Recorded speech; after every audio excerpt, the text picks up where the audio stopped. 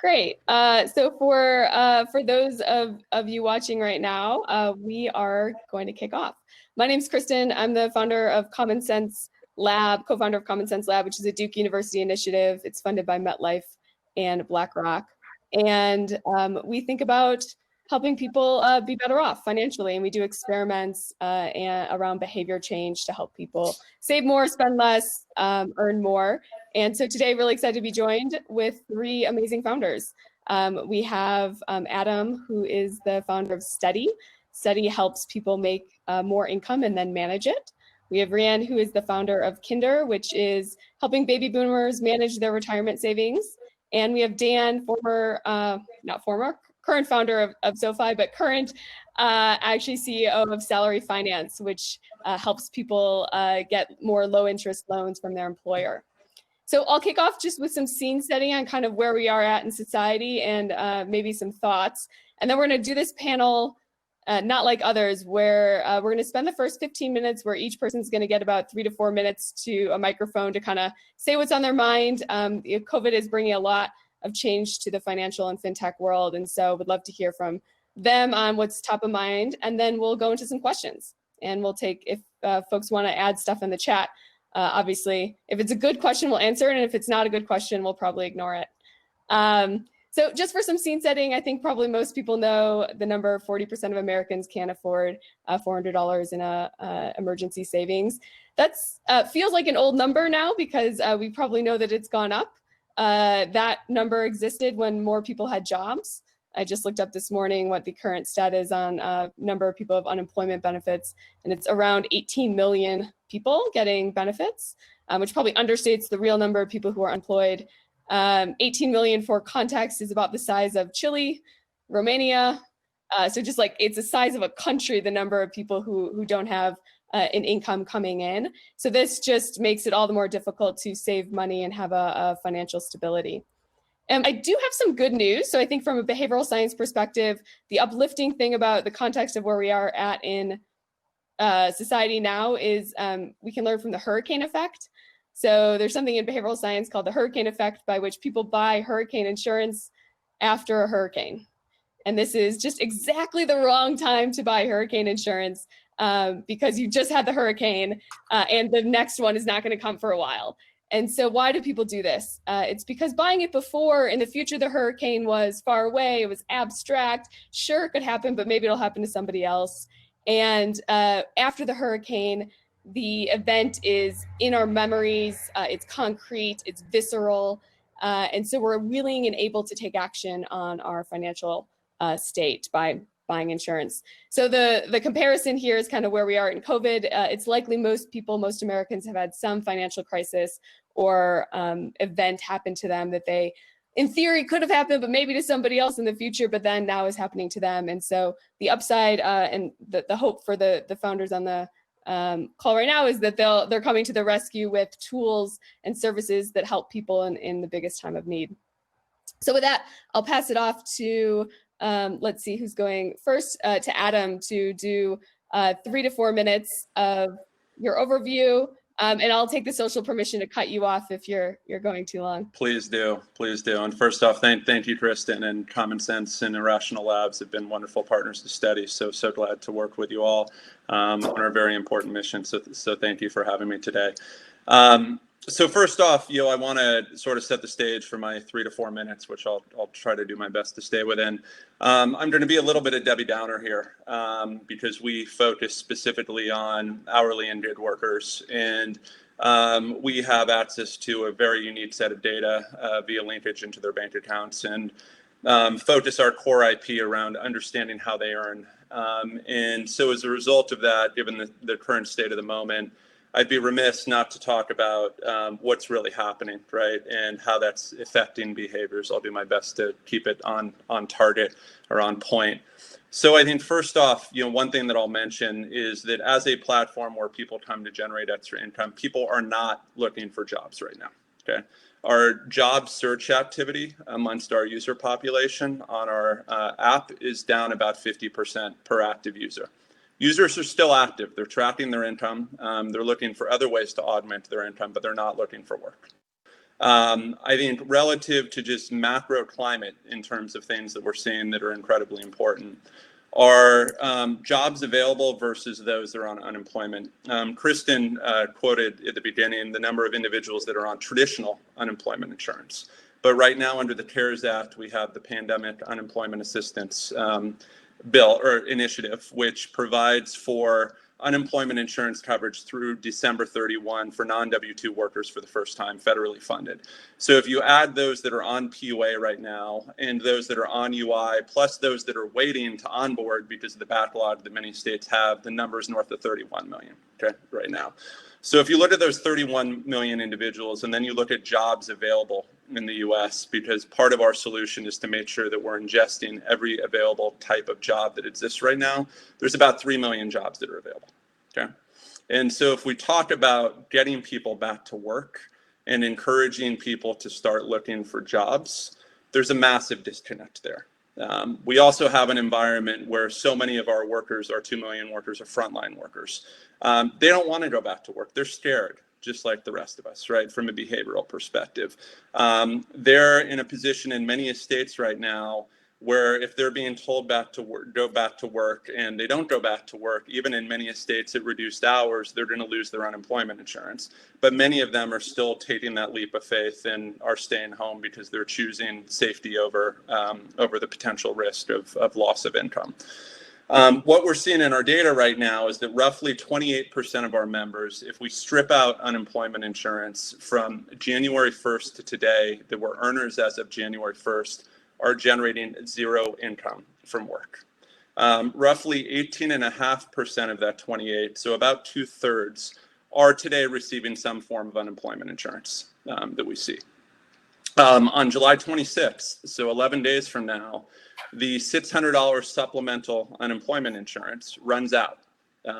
Congress is not in a position to extend that by the time that we hit July 26th. Hopefully there'll be some compromise within a short period of time thereafter, but there's going to be a massive headache for those 31 million families right now that are receiving roughly $900 to $1,000 checks per week that all of a sudden are going to become $300 to $400 a week. And when we talk to the majority of our members, we hear from them that they have no idea that this is changing as of July 31. So this is going to be a massive shock to the system. One thing that I want to talk about also, because we see this in the account data, is that the commentary that we hear right now around people making more from the $600 supplemental unemployment insurance than they were making before, I find silly. The reason for that is that only accounts for wage income, and we can see this in their account data. So even for our low to moderate income workers, that doesn't account for things like healthcare, paid time off, other benefits, which according to the Bureau of Labor Services account for roughly 38% of total compensation. So only 62% of that is wage compensation. So if you look at that across all 50 states relevant to what people are making now versus before, there's only 3 states that are very small states where people are actually earning more. And in the high cost states, you have people that are actually making 50% roughly less, because we're seeing so many people fall out of the middle class, right, during this crisis. So I'm going to try to stay within my 3 to 4 minutes. I could go on forever on this, but I think, August and September are going to be critical moments for this working population that now is incredibly challenged. I think we're going to face a crisis unlike we've ever seen. Hopefully Congress will act. But July 26th, from my perspective, is D-Day. I think it's going to impact so many millions of Americans, and obviously relative to how they interact with, every form of technology solution, the behaviors are going to change dramatically depending on what transpires on that deadline. Thanks for bringing us down. No, but sorry. No, I think these are important dates, and obviously the numbers will likely get worse before they get better. Dan, over to you for your 3 or 4 minutes. Okay, 3.5 minutes, I think, Krista, we'll see. So I think it's a good compliment to Adam, who, if I understand study correctly, is helping people without jobs. The people who are still in jobs still need that help. And it's probably easiest if I kind of explain that through an example. So meet Mary. She's a 29-year-old single mother from Dallas. She's worked in a call center for the last 5 years, and she earns $35,000 a year. She enjoys her job and she's good at it, but she struggles with money, and she's always living paycheck to paycheck. She saw her parents go through the Great Recession and get into debt there, so she's tried to stay out of debt herself, and as such, her FICO score is not that well developed. It's 520. One day she's driving to work, and Mary's car breaks down. She needs to get it fixed. She takes it to a garage, and they quote her $750. Like many Americans, she has no savings, but she needs to find that money from somewhere. And because the US system is so built around FICO, no bank or financial institution or credit card provider will give her any money just because of her FICO. So she's stuck. Many millions who are stuck with payday lenders paying 300% or 400% a year. And it's stupid because the traditional financial system isn't helping Mary because it always looks through credit through a very, very narrow lens. Yes, her income's only $35,000 a year. Yes, her FICO is only 520, but every lender is ignoring the fact that she's worked for the same employer for the last 5 years, and she actually has a steady paycheck. Many millions of Americans still, but they're lucky enough to have that steady paycheck. And every 2 weeks, she receives a predictable amount of money from a predictable source. And lending is all about risk, so that predictability is a huge thing. And really, I think that's the light bulb moment that's kickstarted the payday-based financial product industry that salary finance is a part of, really tapping into that predictability of income. So what we do is we lend to employees like Mary, and we get repaid through automated deductions from their payroll. This is done with a full agreement of Mary. It's done with a full agreement of her employer. But it's a really good thing because everybody wins. Mary is able to tap into an affordable source of capital, her own salary, and she's able to repay through automated salary deductions, and she can get the benefit of her credit score going up. And ultimately, she pays a much lower interest rate. We as the lender can enjoy a higher likelihood of being repaid because we have first access to that money, and therefore we can charge lower rates. And the employer also benefits because they can help their employees stay out of financial trouble, and they can concentrate on the job. So everyone's a winner. It's one of those things.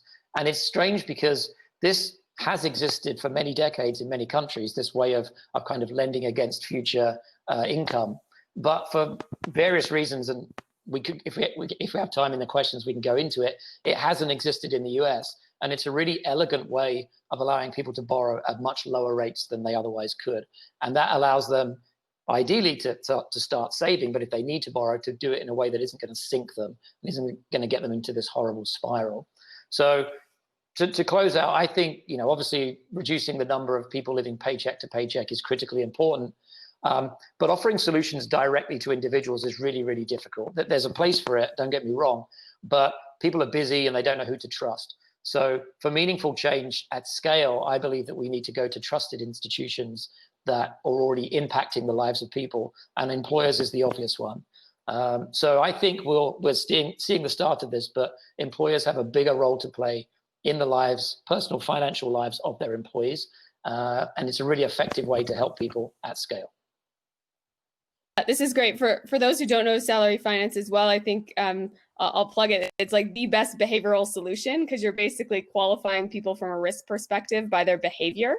So if they show up to work, if they've worked a while, you have this behavior-based metric that FICO completely or typically ignores. And then you have the essence of behavioral science, which is basically timing a payment with a income, which is saying instead of having to plan your payment paid, we will withdraw it, which is kind of how most lending systems should be designed. And in fact, in most developing countries, there's no one who would give you a loan and not time it with the first of the month of your payments. So I think we're kind of catching up in that way. So thank you, Dan. We'll move on to Rianne, who is the founder of Kinder, and I'll give you a 3 to 4. All right, thanks, Kristen. So I think as we've kind of gone around this room, obviously different types of customers, and at Kinder, we're really focused on helping baby boomers navigate their retirement. So core demographic is individuals between the age of 50 and 70. And this demographic, whether it was in COVID or before, has one really big fear, which is running out of money in retirement. Whether it's in America or Europe, increasingly what we're seeing is that this is the first generation that is retiring without a pension. And if they have self-saved, they are trying to figure out how do they remain independent throughout the course of their retirement. So our customers today typically have about 2/3 their net worth tied up in IRAs, 401ks. the other 1/3 in home equity. And so when we think about how they've been behaving through COVID, a couple interesting things come through. The first is that the most of the financial adjustments that they're making today is actually not in like capital markets and asset allocation, but is actually through their spending. Part of that is because we've seen the markets rally, their homes are illiquid, and so there's probably this maybe false sense of optimism that the markets will stay stable. But the one thing that they can really control is spending. And so what we're seeing is that baby boomers as a group, almost half of them are spending up to $500 less per month as they've lived through COVID. This can have a real impact on boomers' retirement. We recently introduced a retirement score that predicts how long our customers' money will last. That $500 in savings adds on average 2 years to the life of our customer savings. The second thing that we're seeing is really significant behavioral change that really flies in the wind around how the tech community actually views, frankly, older Americans. Post-COVID, there's no doubt that boomers are online. They've fully embraced telehealth. They've embraced online shopping. They may not have been the first customers to adopt, but what you're seeing is that digitalization has really become the lifeline for this community. Particularly people that are in their 50s and 60s, they frankly look a lot more like the four of us on this conference call as far as their tech usability. They look a lot more like Gen X. What we're seeing is that this customer, as they see the value of online, and in particular see some of the savings they can get from online, I think these are behaviors that are going to continue. And then the last thing, if Adam started with kind of the not so rosy picture, I would say the rosy side of what we're hearing from our customers is that they're really focused on still on that retirement dream, that retirement goal. Again, these are individuals that have been saving something for retirement, and there was always a purpose, a goal behind it, and it's typically still around lifestyle. How do they live their life with purpose in retirement? And what's, I guess, surprising still to me, but really comes out in the data is this group really wants to travel. They may not be getting back on cruises straight away, but you're going to see them road tripping across America.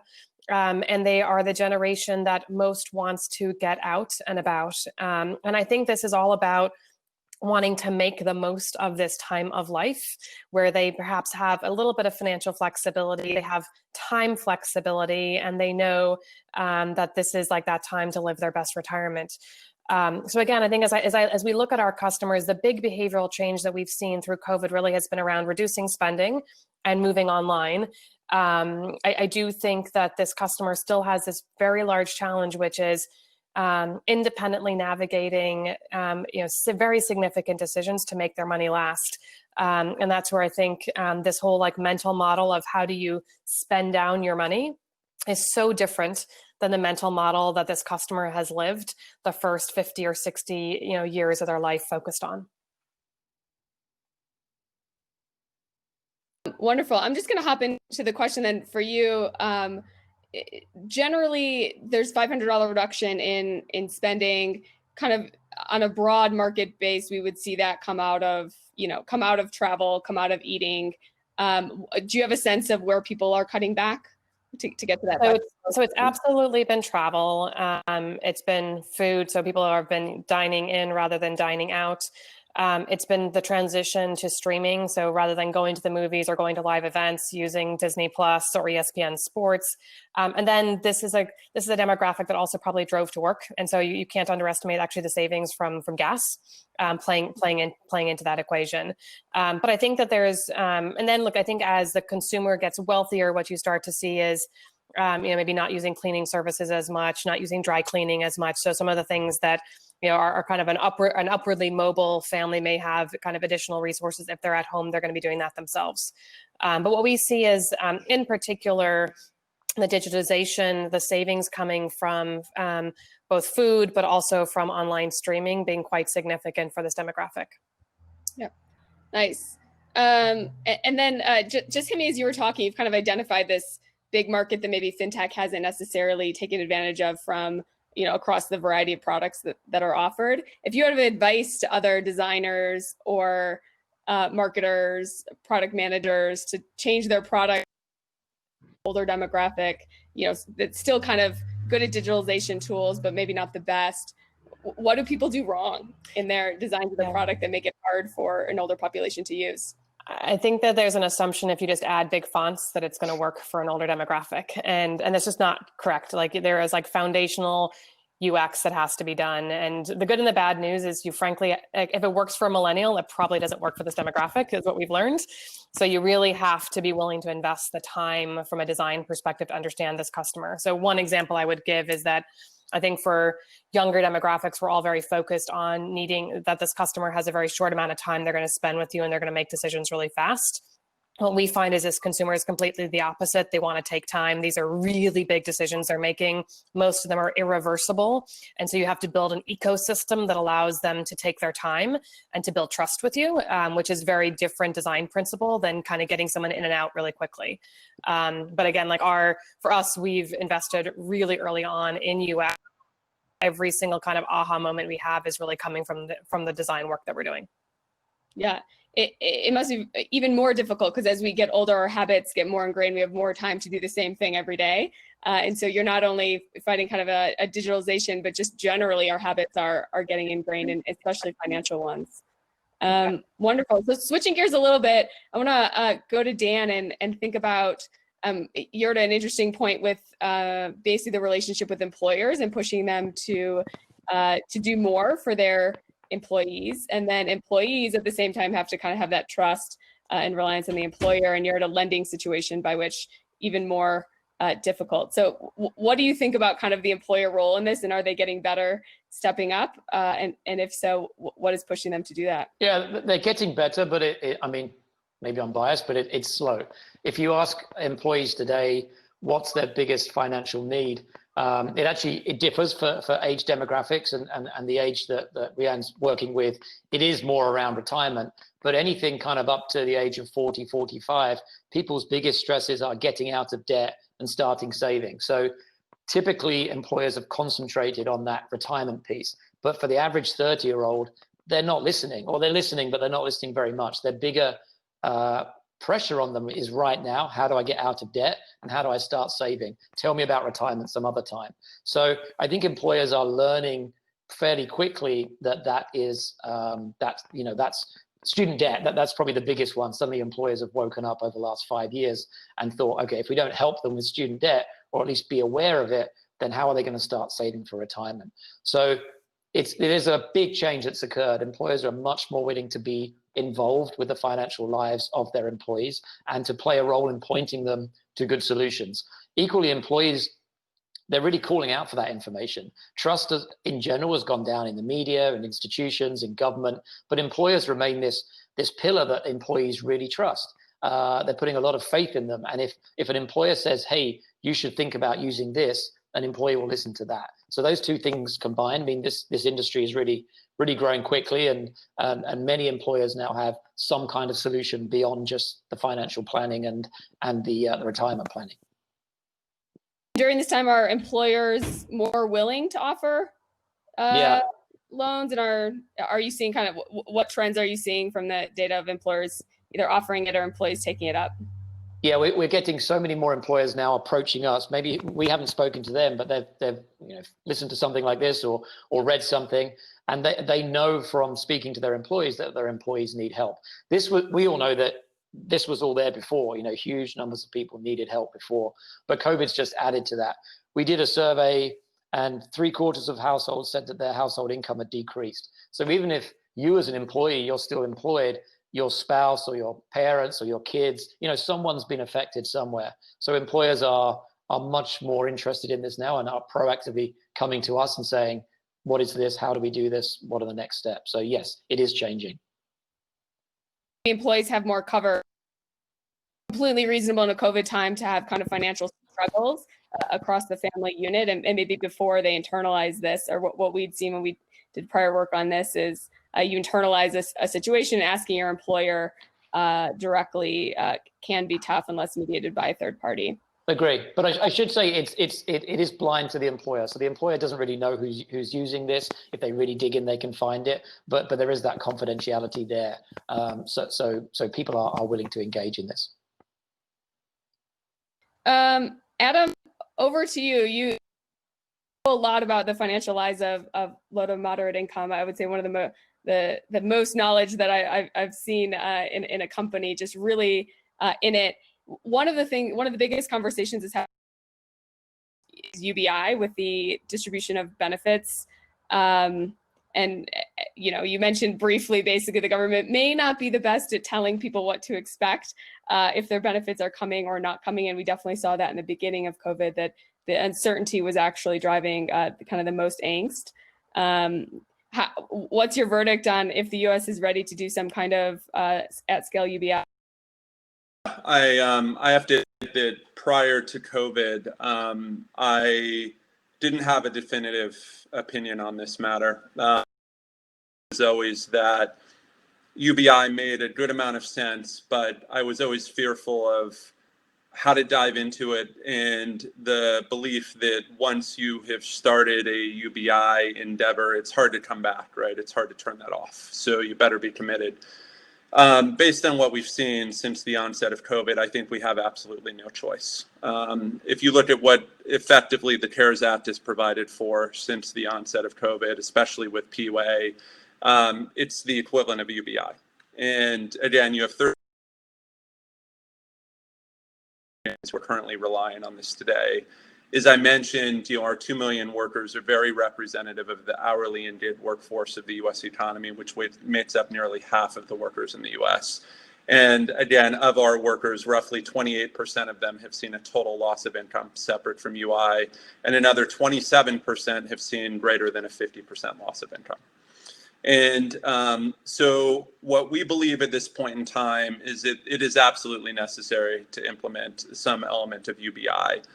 What we've started doing is utilizing our technology specifically around our ability to identify income loss in categories that have been impacted by COVID.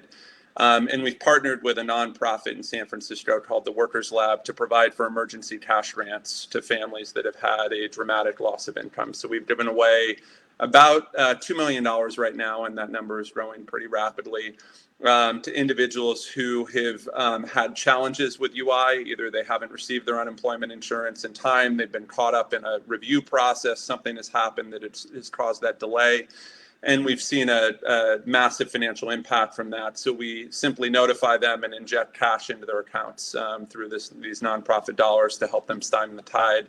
And the stories that we've heard from these individuals are just absolutely heartbreaking, heart-wrenching, and remarkable.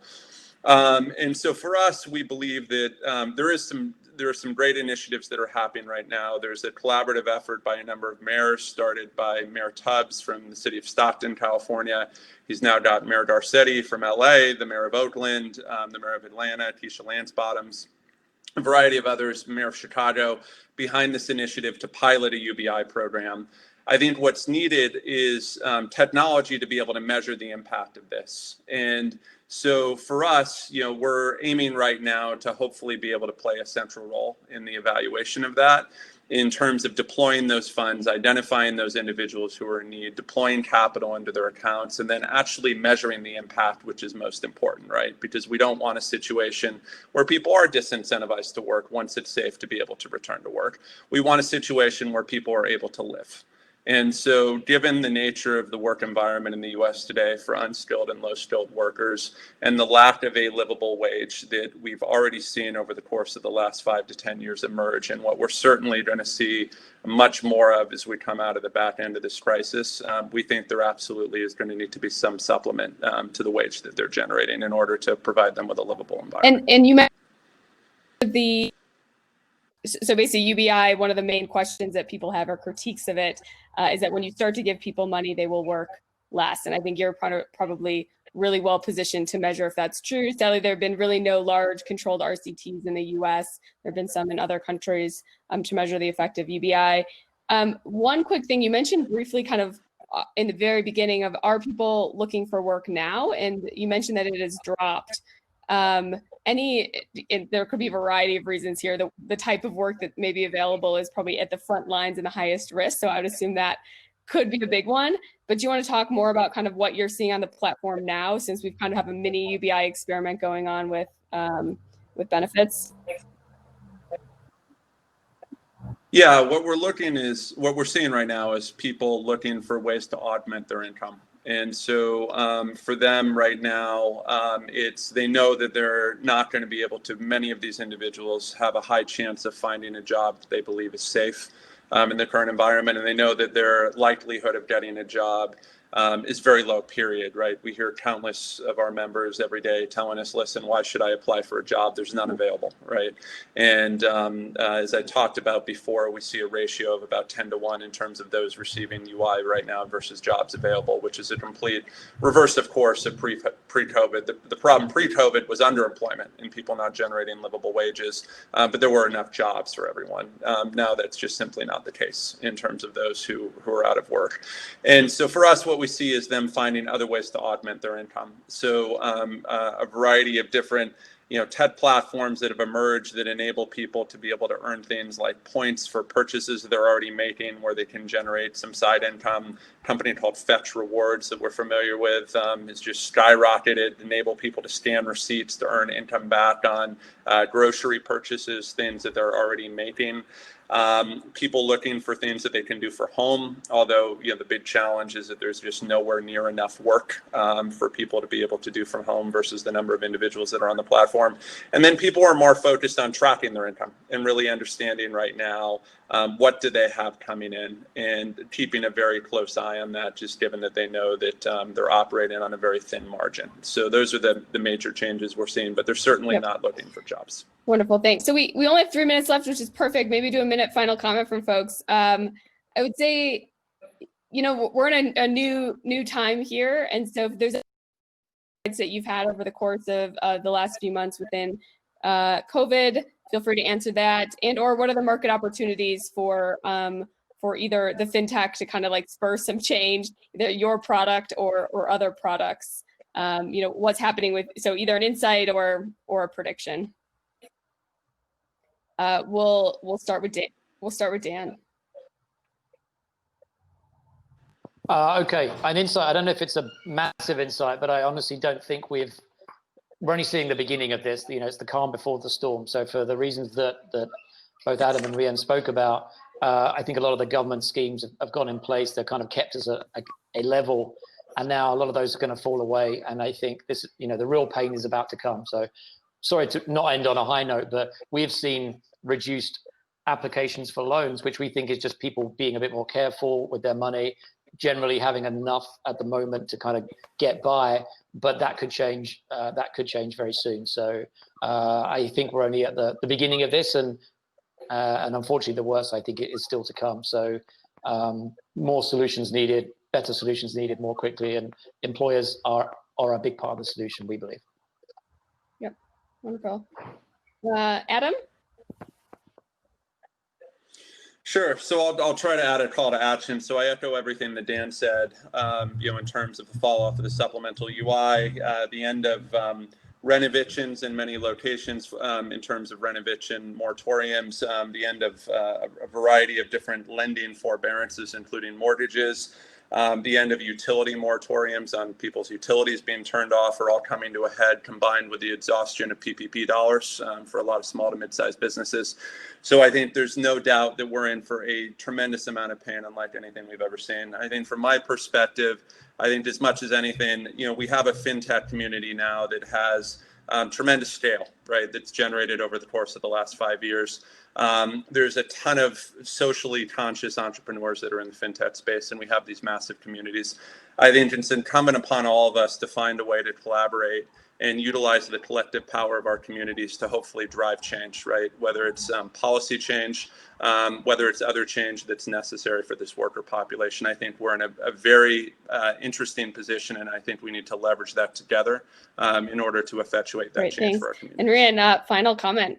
Yeah, I think the final thing I would just say is from a boomer perspective, what we're seeing is really high willingness to what retirement looks like. So if there was a pre-COVID path, maybe the post-COVID path does include part-time income for a period of time. And I think what we see from that engagement is a customer base that really wants to kind of be brought in and with welcome arms from the tech community. And so what I would say is we're always looking for partners who want to work with us to think about how we can make their product relatable and accessible for the boomer community. In particular, any sort of product that will give this customer, additional income in retirement. I think you'd be surprised at again how digital this customer was, frankly, pre-COVID, and how digital they are today. Wonderful. Thanks all for joining. I think you guys are, behavioral science is really about the people who design the system have the most power. And so probably people listening here, the people on the call, the people in the other breakout sessions as well. I think it's on us to change the system, to make it work better for people, and not have people kind of endure the financial struggles that are likely worse to come. So thank you. And on that really depressing note, I hope the rest of your days are lovely. Thank you, Tristan.